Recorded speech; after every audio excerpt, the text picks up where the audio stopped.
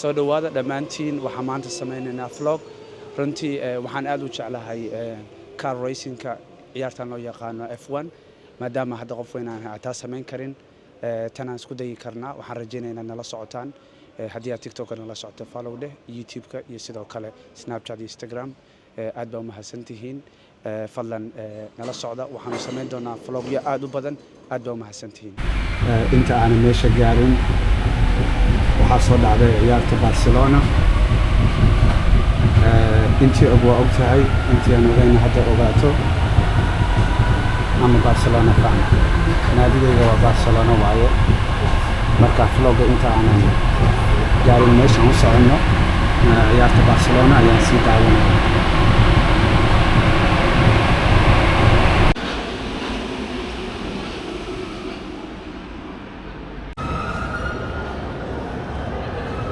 qaybta u socono waa qaybtan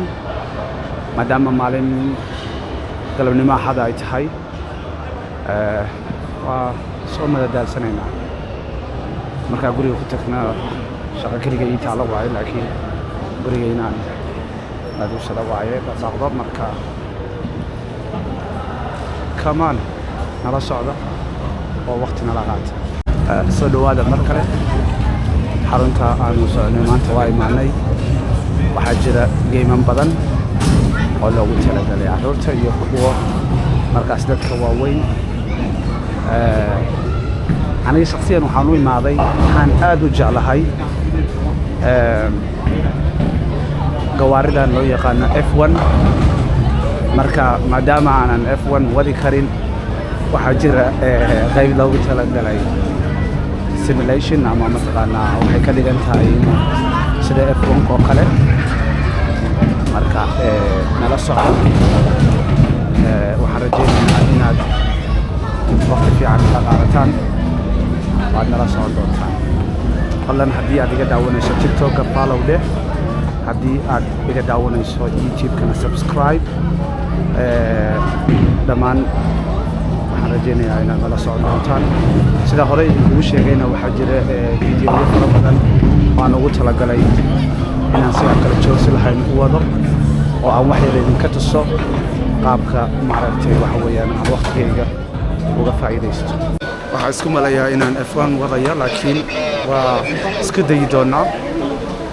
waana idiin sheegi doonaa experience-ga siduu yahay fadlan nala socda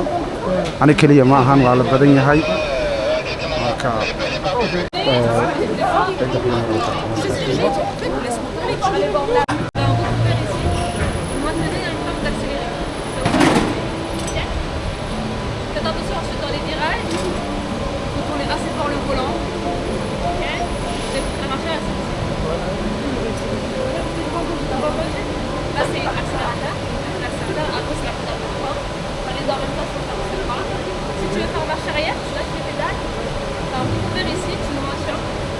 Okay, umalayn maayo inaad maqli kartaan laakiin